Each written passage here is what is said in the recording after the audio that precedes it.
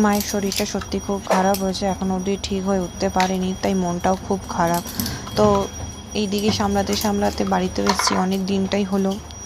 তো সেই ক্ষেত্রে গাছগুলোতে একটুও সময় দিতে কিন্তু পারছিলাম না। তো গাছগুলো আমাকে ডেকে বলছিল, মনে মনে হতে পারে যে তাদের দিকে তাকিয়ে দেখছিলাম যে খুবই খারাপ অবস্থা ছিল তাদের।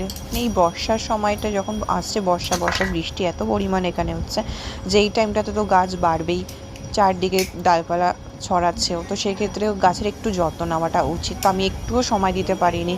আর আমি আসলে একমাত্র এইভাবে হাতে ধরেই গাছগুলোকে একটু সময় দিতে হয়। তাছাড়া মা বাবা দেয় ঠিকই, কিন্তু এতটা সময় নিয়ে তারা দেবেন না।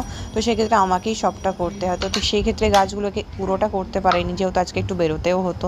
তো সেই ক্ষেত্রে যেটুকু সময় দিতে পেরেছি গাছগুলোর সাথে, সেইটুকু চেষ্টা করেছি, যাতে দুটো গাছও যদি থাকে ঠিকঠাকভাবে তাদেরকে একটুখানি মেনটেন করা উচিত, নাহলে তো গাছগুলোও নষ্ট হয়ে যাবে।